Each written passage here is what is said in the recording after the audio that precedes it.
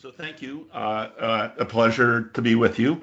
I think the combination of Power BI and Access is amazing. I remember back when the only way to really get good charts out of Access was with pivot tables and pivot charts. And then when they deprecated Access and took that away, that was very frustrating. But fortunately, there's a ready and fantastic replacement for that. I think Access and Power BI work together very well. Power BI's really come into its own in the past 2 years. It's advanced rapidly in terms of Microsoft putting resources into it. It's the foundation of their current business intelligence strategy. And what's amazing is the basic version of it is free, the version I'll show you today. I had a consulting business. I was in the pharmaceutical industry for many years, provided operations and data management consulting to the industry. But when Power BI was released in its current form, as I said, about 2 years ago, I shifted my practice to focus exclusively on Power BI in pharma. And that's the HarborView website. And I have clients like Baxter and Amgen and Ligand and a number of both small and large pharma companies. So today, I'm going to assume you don't really know anything about Power BI and give you an introduction and then a demo of how you can work with it in Access. Microsoft has great resources on their web. And so basically, it's an analytics tool, a set of tools that let you turn data into actual information so that you can get insights, you can get input to making decisions. It connects, in addition to Access, many different sources of data, from Excel to SQL Server to SAP to even web pages with tables and web pages. You can extract data from those tables and mash them together with your own data. It's very easy to create these dashboards. It's like a number of technologies. They make it very easy to get started, but then there's a relatively steep learning curve if you want to do more technical things. It's fully capable, but that'll take a little commitment to learn how to do that. As I said, Microsoft has great information online. I give you some resources in the back, but this blog is a great resource. This intro to Power BI is a great resource. So definitely click those links if you're interested. And again, a lot of great information online. Why are we interested in this technology? Why visualize? So this a demo I have up on the web.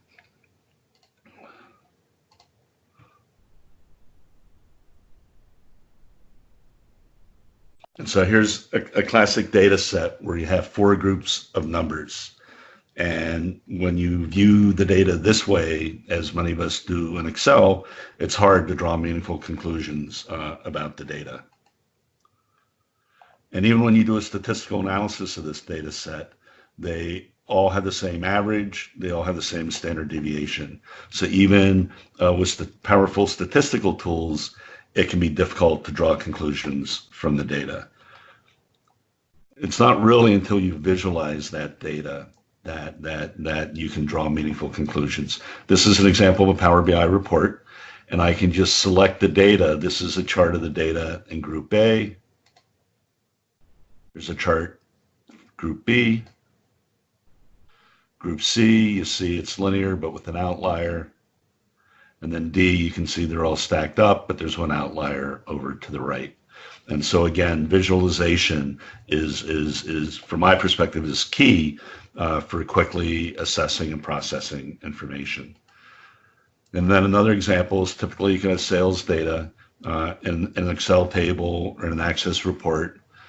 But when you include something like simple data bars, that can really help quickly assess your data in terms of the quantity of the quantity of sales that we're seeing. Or even better, you can get trends where just through a simple graph showing for each product category the sales, you've taken 48 different data bits and changed it into 3 data bits. And so now you can easily see those trends, and you can even drill down and isolate. And so again, pretty powerful in terms of viewing information. Some examples of Power BI reports that I built for clients. This is one, supplier management. The company has 8,000 different suppliers. They do a risk assessment every month and score them either green, which means low risk, red, high risk, and yellow is keep an eye on. And being able to quickly just filter and see my at-risk suppliers, being able to focus in on the type of material they supply. I just want to look at my raw material suppliers. And now I've honed down to my 36 high-risk raw material suppliers. And if I'm sourcing from Europe, I can see the 13 that are in Europe. And I can see Germany has 7, and Belgium 1, UK 1, Italy 4. And then I have a list of those companies down below. So that's another example. Complaint management. In any small business, typically you handle complaints or issues with your product. So this is just one simple spreadsheet, 2,000 rows that had 98 open complaints, but the ability to quickly now, based on the model that the complaint involved, just to see your top 10 most defective models that have the most complaints. So this model here has 172 complaints. This model is 324. And you can see all the charts are interactive. If I look at this model, I can see how long those complaints have been open by the engineer responsible. I can look at types of complaints.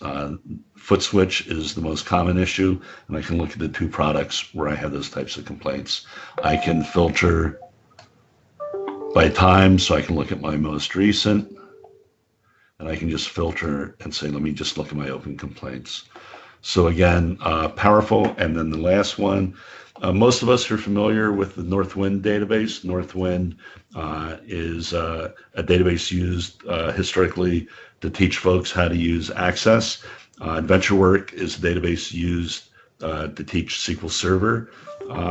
And again, here we're looking at Northwind data, and this is the older version, but in a way we just couldn't look at before. I can look at the markets by date, by location, and again, I can see my sales, number of orders, total value for those orders, and again, much more powerful than the static reports.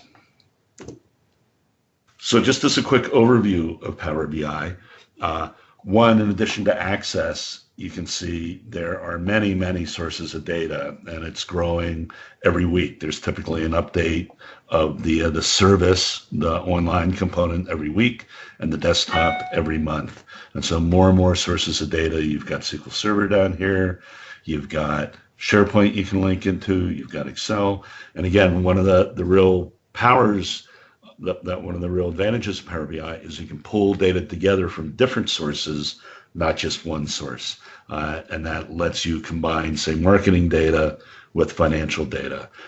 Your Access database that maybe you've built for someone with financial spreadsheets that are maintained. So Power BI here, again, I'm just skimming the surface, but there's a desktop component, which is where you build the reports, and then you publish the reports up to the Power BI service. You can just work with the desktop. If your company has a policy against cloud, you can just work with the desktop version, just like you work with Excel files, and share that file. If your company has SharePoint Online or no 365 account, you're already using the same cloud service. And so companies typically are comfortable using Power BI in the cloud. And then frankly, there's an on-prem version that's for larger companies. That's a whole different pricing tier. But again, you can have an on-prem version that you keep your data on your own servers. If you're using Power BI service, it's also nice because they're free apps. And again, all this is free. They're free apps that let you view the reports on your phone, Android or iPhone, or on your iPad, which is very handy. So I'm going to show you a demo. Now, what you need is Power BI Desktop. And to download that, I've given you the link here.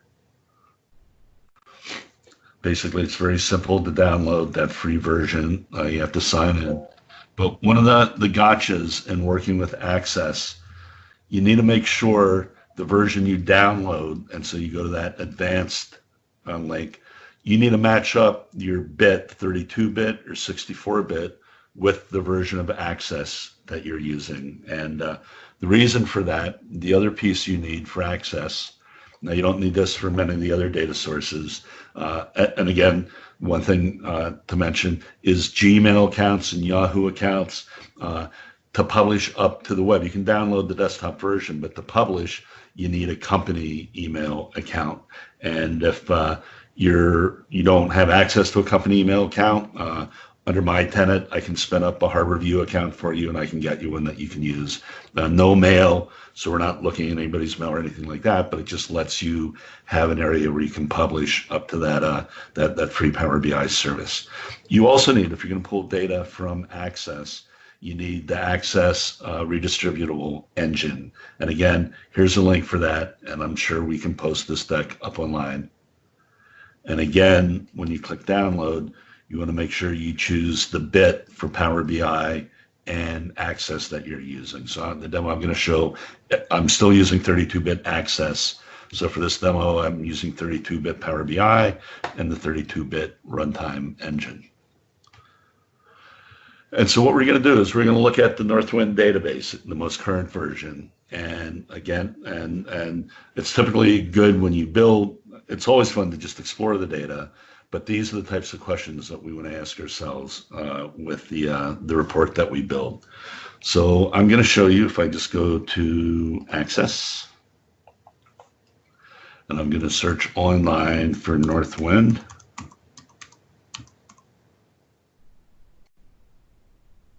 I'm going to download that.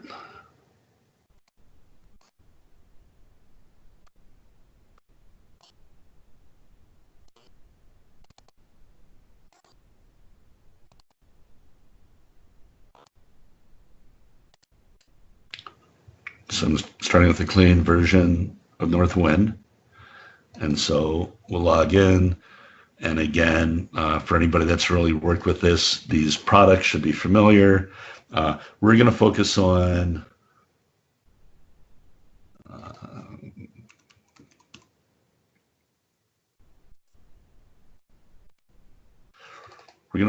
this query sales analysis, and we're going to analyze this data in Power BI. And again, the type of report that you'd have in Access are pretty limited. I can look at sales by customer and preview that, and that's what I get. Again, one of those tables, pretty static, and I'm going to show you how we can do better than that. So I'm going to open up Power BI.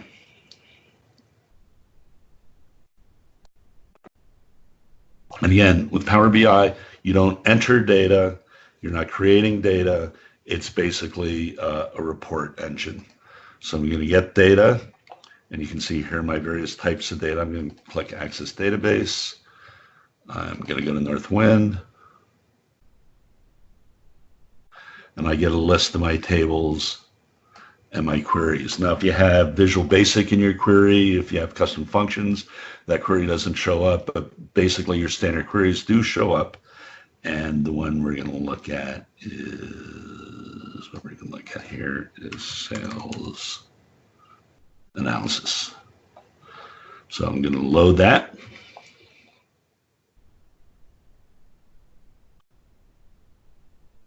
And so here's the table that I've loaded. And I'm also going to keep myself on track, I'm going to copy the questions that we're going to work with. I'm going to insert a text box. And so just to keep our eye on the prize, those are the questions. So what's our best-selling product? Well, again, I like to see things visually. So you have two areas over in Power BI desktop. You have the fields and your data, and you have your visualizations or your charts. So we're going to look at a Pareto chart, a bar chart, and my axis is going to be, we're going to answer that first question, what's our best-selling product? So I'm going to drag products over there, and then I'm going to drag sales in the value. I'm going to turn on my labels, And then I'm going to say I don't want you to round it. I just want to see the actual sales. So those are the sales of each product. And I can sort this by sales. And I can see this product, Trader's Coffee, gave me my highest sales. So I can just do this here and do coffee. And again, as the data in the database updates, you just hit refresh and everything will update so you can stay current with that data. Now, one of the things we see here is if I look at the table, all the products have Northwind Traders in front of them, which just is a waste of space. So one of the other things you can do with Power BI is actually shape and edit that data. And there's all types of reasons to do that. And that's a topic for another session, how to build a data model. But I can go in, and this is basically taking me into Power Query. I can select my product, and I can do replace, and I'm just going to replace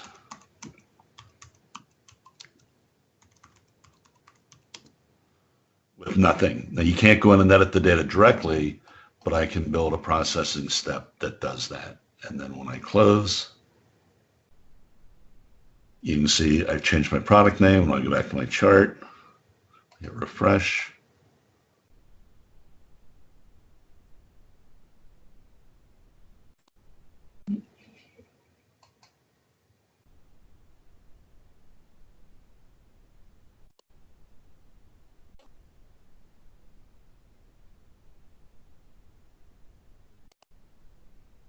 Oh, it's because I used product instead of product name. Sorry about that. I don't know why they have it different. So there's product names. So there you see it renamed it. So that answers that question. And just as simply, if I'm going to see what's our best-selling category, I can just copy and paste. And instead of product name, I'm just going to use category. And now I've got my best category. And you get interactivity for free too. And then if I click beverages, you can see products in that category lit up. I can actually filter those products by changing the way the charts interact. And instead of highlighting, I would actually filter.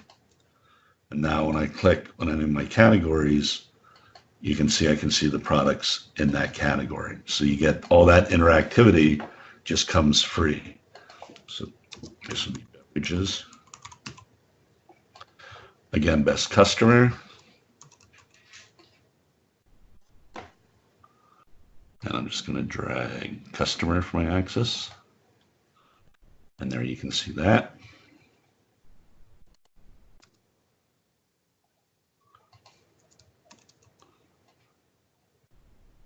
Salesperson would be employee.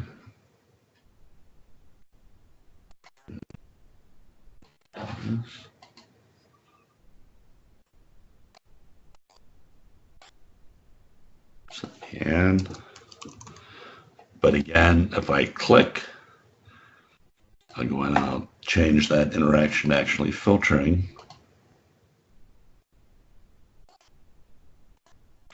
So now I can see which products Ann sold, what categories she was best at, and who her best customer is. And so again, you can see all sorts of questions can be answered very easily. Which state we sell the most. So this will be nice because it'll illustrate a few things. So again, I'm going to copy this. I'm going to put state province in here. And you can see it's Tennessee is where I sell the most. But now I can also drag this map visualization over, which is nice. And I'm going to tell Power BI that state province is a state in terms of geo coordinates. So that way I can drag, and you can see the little map icon that goes next to that field. I can drag state province, and I can size of the bubble. And now you can see there's Tennessee, which is the biggest state. Wisconsin is the second largest. And now I have, again, an interactive map that works very, very nicely. So, and then what is our best month? So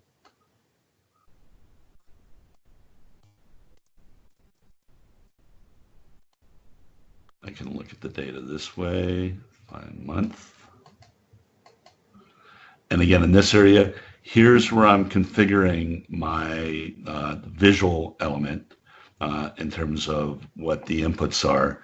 And this paint roller is how I can format, but other colors, labels, titles, things like that. So there's a lot. Each visualization has a set of formatting options. So here we go back here, and I'm going to put month in there. And again, sort by, what is that not letting me sort?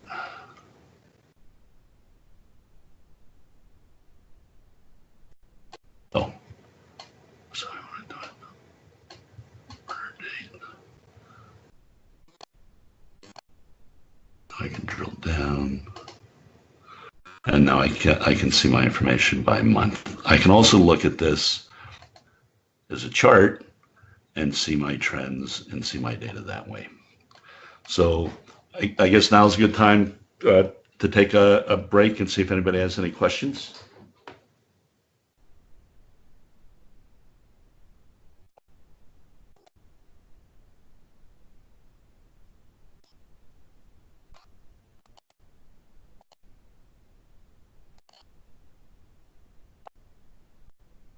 Any questions?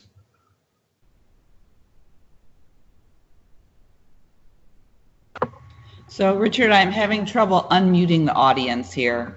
Okay. So let me try again here. You, I'm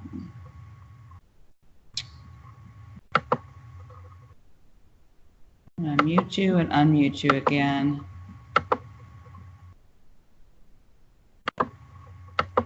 I don't know why that's not working. I'm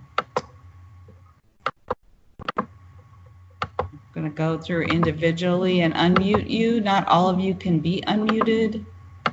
Sorry about that. Maybe Sally or Lucy can help me with that. Show me what I did wrong this time. So if you have any questions, please feel free to. Or the chat window. Yeah. You should all be unmuted except for one person who's not on the right kind of phone call. Yeah, I can't unmute anybody. I guess one question I would have, Richard, is is there any general restrictions to this? Like, I noticed that the data points that you were pulling in weren't really very large. The numbers of fields or counts that you were pulling in. Does Power BI bog down at a certain point when you're trying to pull too many results back or anything like that? Or no, I have taken SEC data from the government website, which is every public company has to file their accounting information on the government website. So I have data sets of 22 and 30 million records that work perfectly. And so that gets into some of the data modeling techniques that if you're not careful, things can bog down. That one example I showed you with 8,000 suppliers, back underneath that are a set of tables with audit data, compliance data that go back for each supplier to 2010. And so they can look at trends and they can do that type of analysis. And that table itself has something like 12 million rows of information. That modeling was a bit of a challenge. My first pass through, it took about 5 or 10 minutes to update. If I updated the data, it would take about 10 minutes. I worked it in terms of getting the underlying data model correct, and it works just fine now. And so, again, I'm working with large companies, large pharma companies. They're global organizations, so we'll take data from 50 manufacturing sites from tens of thousands of products, and we'll pull all that together. And again, we haven't run into any difficulty. There's a few ways you can use Power BI. It's just self-service at the individual level, at the department level, but you can also, in these large organizations, we're finding the ability to do rapid prototypes. So rather than bog IT down with trying to elucidate formal requirements, we can just quickly work with the business, the quality folks, the manufacturing folks, quickly pull together the reports, what they want, shape it, the data they need. And what's nice is we don't have to go back to IT for the data. We can just do, say, an export from the SAP system or an export from the SQL Server system. And again, that can be a massive export with millions of records. And we can work with that to build out the report. And then we give that back to corporate IT, and they update their data warehouse. That now we don't have to do all that transforming using Power Query, but we can just pull the data from the data warehouse and it'll populate the report that we've designed. So it's a wonderful cycle. And when you have corporate IT folks that understand the big picture, it's a great synergistic relationship you can have with those folks. Okay, thank you. Sure. I do have another question here from Lucy. She would like to know, what about embedding the report in an Access application? So right now you can't do that. You can embed a report in SharePoint, which is fantastic. If a company has an Office 365 account and they use SharePoint online, boy, you can build a team site and have your Power BI reports right in that team site. And that's a fantastic way to share the information. Right now, though, you're not able to embed that same link in an Access form or report, but there's lots of chat that's coming. And so to that end, let me show you something. So we just build this report out. And now I'm going to show you how easy it is to publish it. So I'm going to hit publish.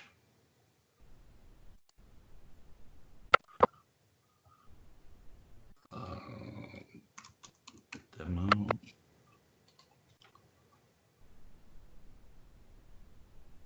I'm going to publish it on my basic workspace.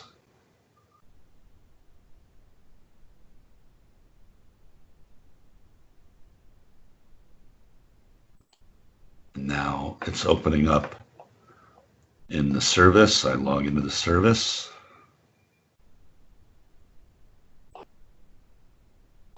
And so here's my report available on the web. You can see here, I can get a link to embed it in SharePoint. And basically there's a web part, Power BI, I just copy this link, paste it in, and I'm good to go in my SharePoint site. I can also, if I have data that's, again, for demo, that's not private or real data, I can just publish to the web. I can get a link for the web. And now if I go to the chat box,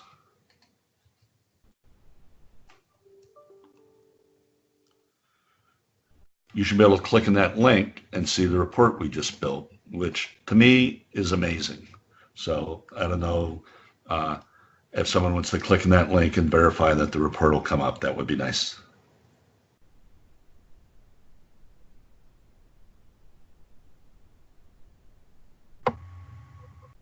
I just did, and it did come up. Amazing.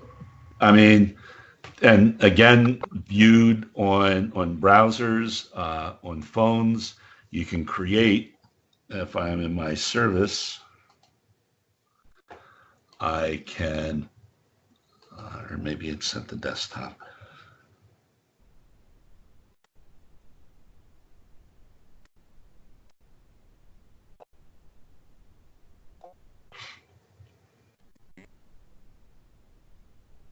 So while that's coming up, Richard, there's a question about refreshing the data. Yep, I was just going to show you that. Yeah. Correct. Yep, I was going to show you that exactly.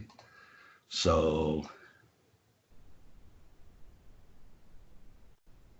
so there's my report. I want to just show you on view. I can build a phone view of what I've just done. And if you open up the report on your phone, you can have a fully interactive report that you've optimized for the layout of your phone, which is pretty amazing. So yes, let's go back and refresh that data. So I'm going to go back to Access. And I'm going to go to the underlying data. I just got to...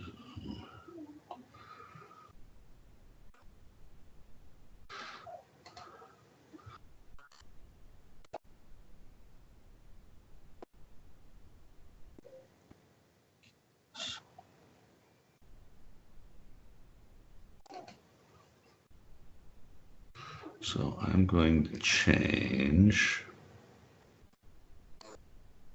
It's going to change dried plums. So I have a large difference now for my dried plums unit price. So if I go back to my report,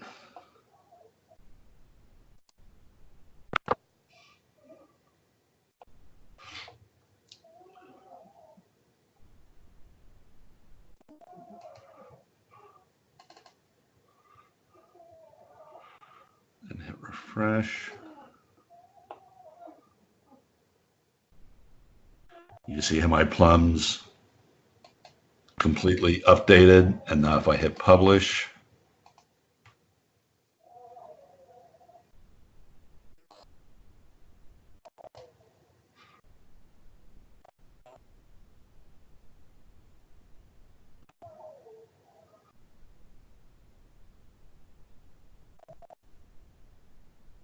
and now it's updated one line. So in the Power BI service, it's an immediate update. I am not sure how long they have it now that the link I sent you will take, whether that'll do it right away or not. Let's see. If I open that link, hit refresh. Yeah, so there's a lag on the public version of this, so it'll take a little bit of time, but it will update. But again, in the Power BI service, it updates immediately. So it's, and you can configure the tool, again, based on the data source, based on your environment. You can set Power BI up to automatically sync with the data. So you can install what's called a personal gateway. Unfortunately, it only works in 64-bit access, but you can install a gateway that lets you automatically monitor the database and not 8 times a day refresh the online data.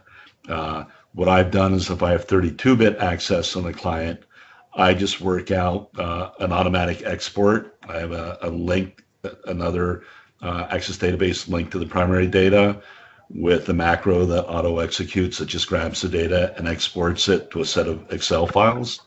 And if those Excel files are in a SharePoint online folder or OneDrive folder, you can configure that, again, the online version gets updated multiple times a day. So you can do a manual refresh anytime, but you can set Power BI up to do automatic refreshes. If the data just gets dumped into a folder, Power BI several times a day will just grab that data and update it. Okay, Lucy, I did unmute you. Did he answer your question? You mentioned something about whether you also need a pro account. Is 64-bit all you need, Richard, or is there a version of the? Yeah, so they've made lots of changes. So the pro account is $9.99 per month, $9.99 per month. I don't believe you need pro if you have access to OneDrive or to SharePoint online. I don't believe at all you need a gateway or a pro account to set that refresh. I think it'll just grab it out of that OneDrive folder. I'm not sure Again, information's online, and I can do a little research. But there are certain things like being able to build groups. Like if you want to take advantage of the SharePoint publishing, you have to use something called groups to share your data, and for that you need a pro account. But just the basic sync that I just showed you, again, if you have SharePoint Online, I believe you can just upload that into SharePoint Online and everything will refresh. And so what you do there is, say you have those Excel files, then what you do is you don't link the data to the Excel file, you link the data, you have those Excel files synced up to SharePoint Online, and then you use a web data connector and you connect to the URL of those Excel files that are up in the cloud already. And then that's what refreshes. Okay, I think Lucy doesn't have a microphone in the setup she has today, but I think what she's getting at here is establishing a difference between local data that needs to be published someplace and an online data source that doesn't need a refresh or a gateway. Is there different recommendations for that? Yeah, so again, I believe if you have a SharePoint Online account or a OneDrive account and you publish your CSV or your Excel files up to the servers so that you're online with Excel, you sync you keep those files in sync via SharePoint or OneDrive, those online versions of the file can be synced automatically without a gateway. And I also believe without Pro. I think you can do that all with the basic configuration.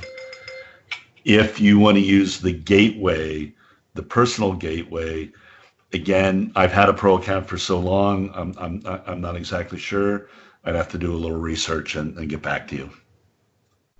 Okay. But yeah, but I typically don't use the gateway. I typically use most of my clients that want the refresh have Office 365, and so we just set everything to work with their SharePoint libraries, and that works just fine. So is this useful? I think it looks fantastic. I'm going to unmute some others here and see if anyone else has other questions.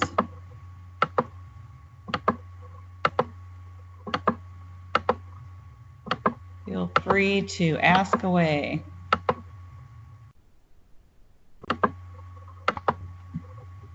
And Lucy says, yes, thanks. It's useful to her.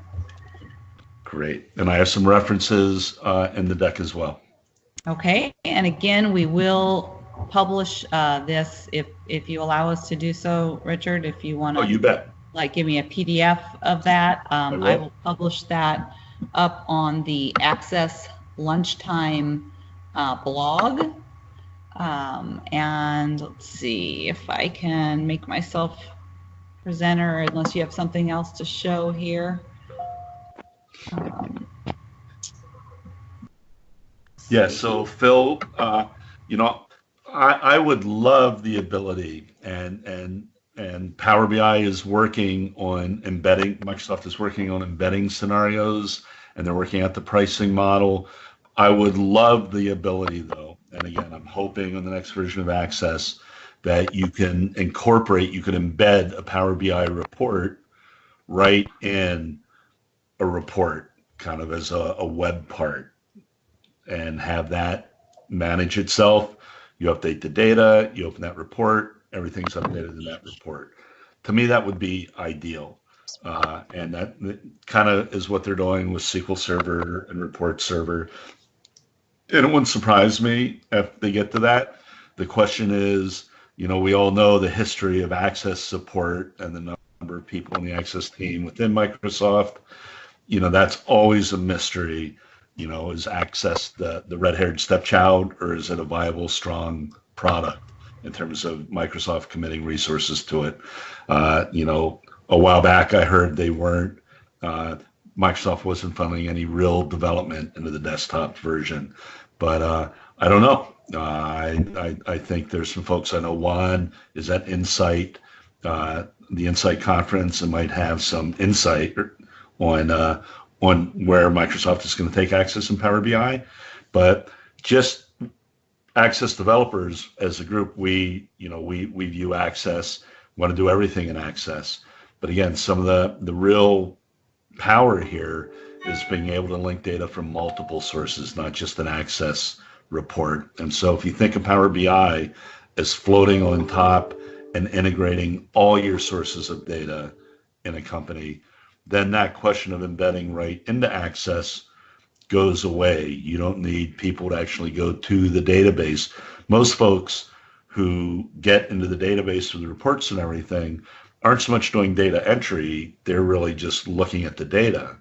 And so to avoid having everybody be able to get to the database, but everybody can get to the reports that are online, boy, that's powerful. And so I've moved away. I'd love to see it integrate with Access, but the fact that I can integrate it with SharePoint, the fact that it can be published online, I can pull it up on my iPad.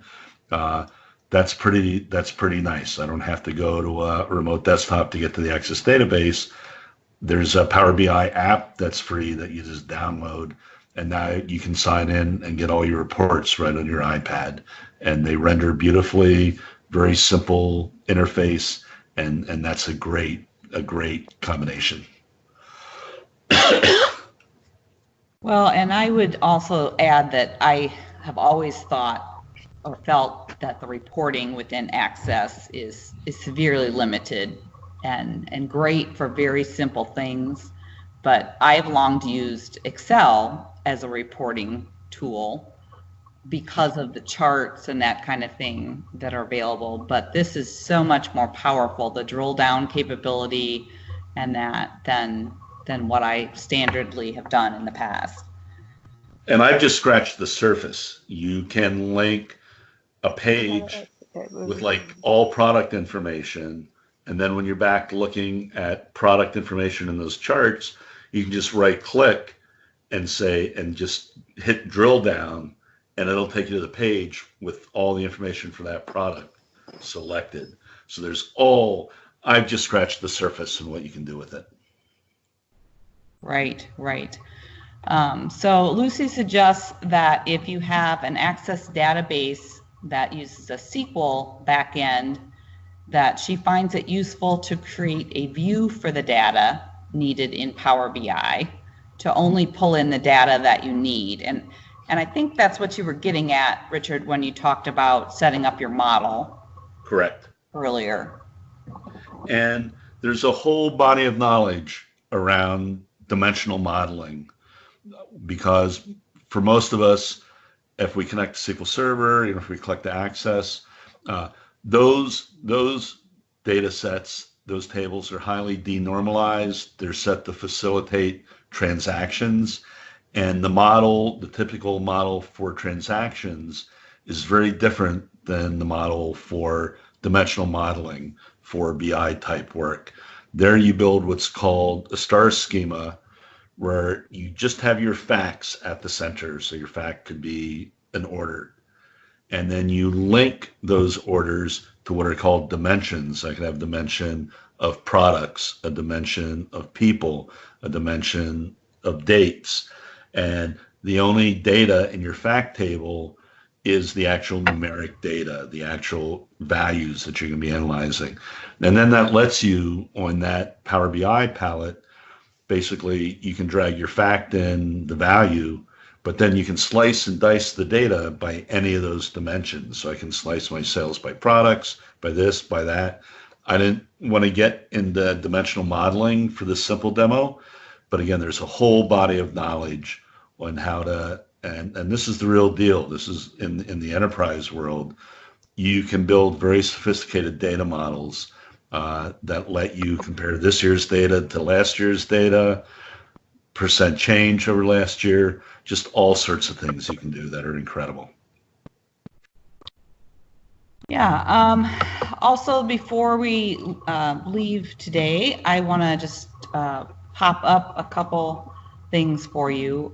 First of all is in our AccessUserGroups.org, which is an entire website with different groups that specialize in different topics about access.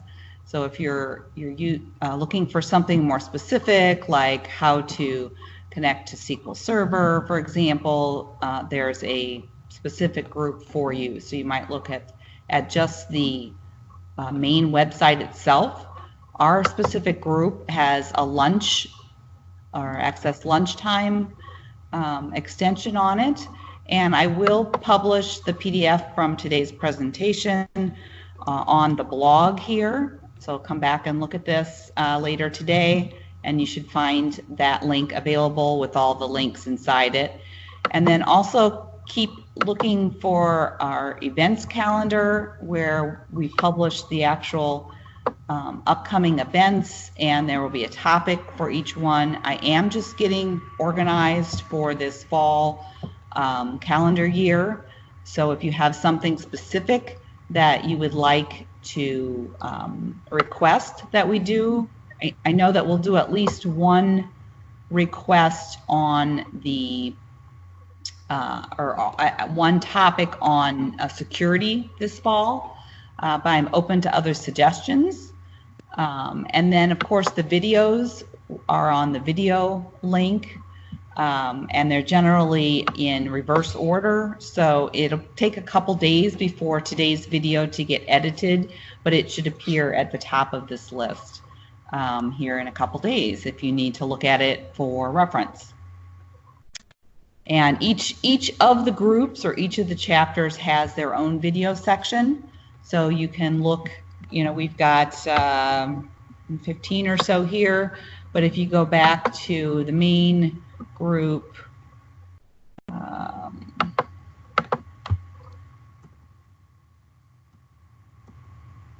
and under any of the subgroups here, they each have their own video section with more videos. So please take a minute to look through your other options for learning about other topics.